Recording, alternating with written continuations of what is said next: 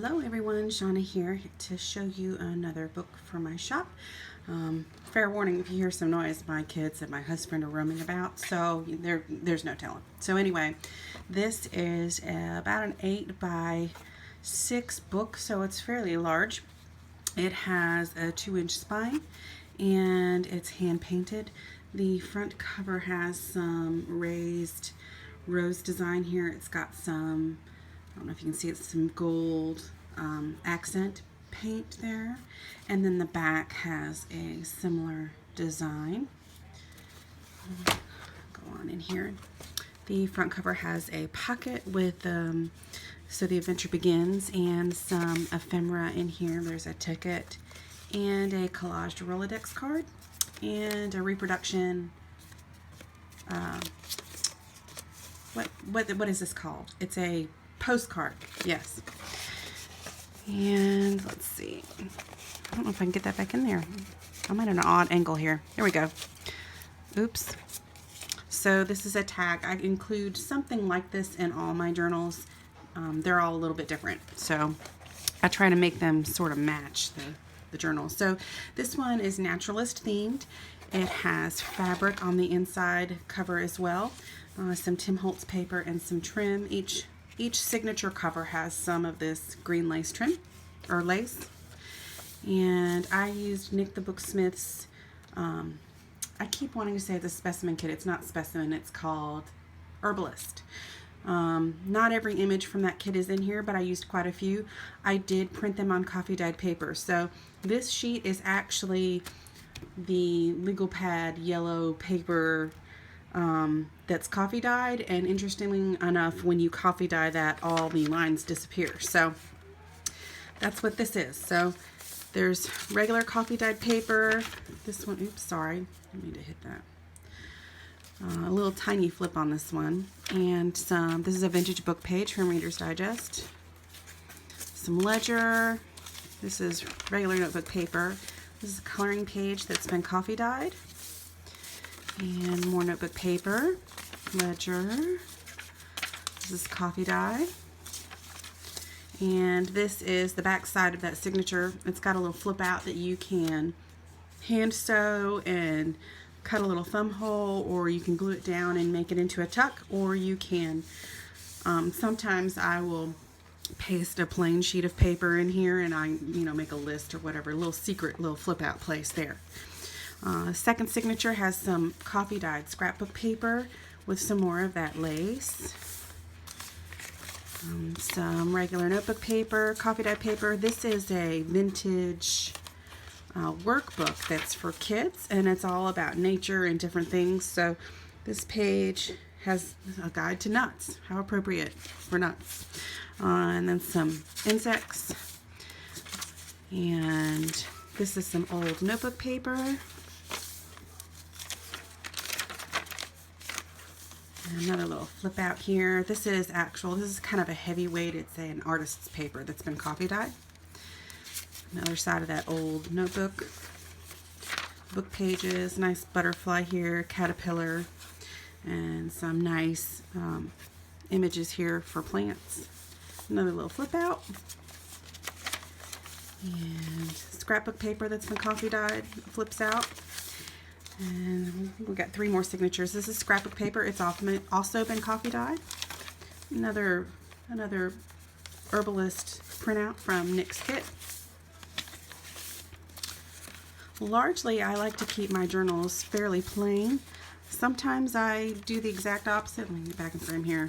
But most of the time, I leave things fairly plain. I like to, when I use them for myself and when I sell them or give them away, because I give a lot away as gifts, but I like to leave them fairly unadorned so that the customer or recipient can do what they want. So some people like to write, some people don't like a lot of frills, some people like to collage and use mixed media and paint.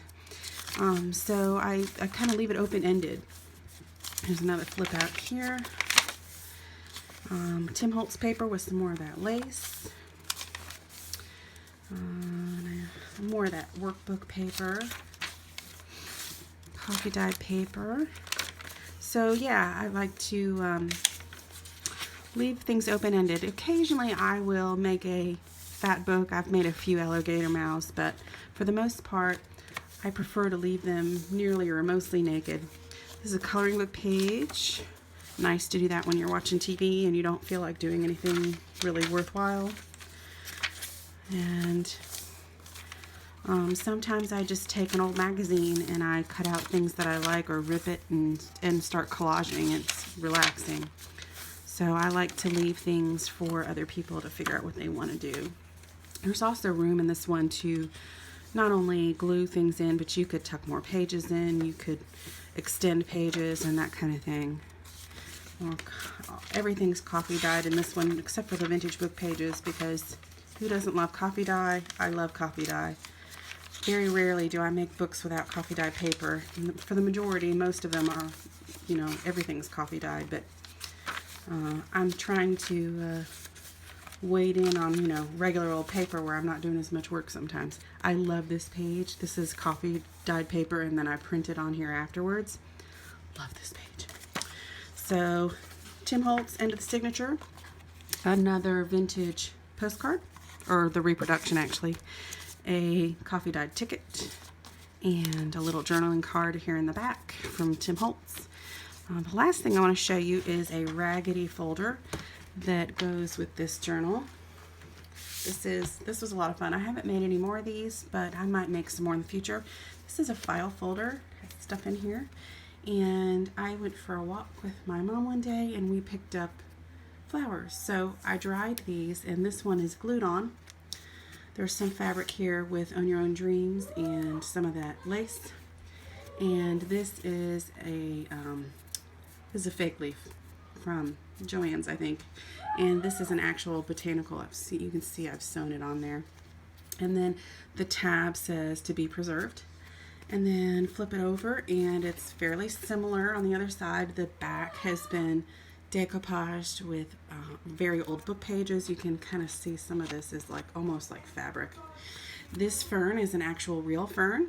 It was dried and then I glued and sewed it on. You can see where I sewed here in the stem. And then I decoupaged most of these pieces down and sealed it. The tab on this one says Being Enchanted. And inside is some ephemera. There is a postcard that has been collaged over with some lace and fabric and stamps and a bird. And there is a coffee dyed Rolodex card, vintage label, old book pages, a vintage postcard from Florida. Yeah, this one's an actual photograph, one of those really old photograph cards. Some old notebook paper with somebody's notes. Don't know whose, but I thought it was pretty cool. They wanted some Hill coffee. And a blank sheet of that same paper. And an old church note card with the accompanying envelope. So that is everything that's in the raggedy folder. And this item, the raggedy folder and the journal are listed in my shop. I will link it below. Also, I'll link my Facebook page, and if I remember, I'll put Nikthebooksmith's link to her Herbalist kit as well. So I hope you enjoyed the video. I hope you like the journal, and I hope to see you on my Facebook page. And I will see you next time in the next video. Until then, thanks a lot. Bye.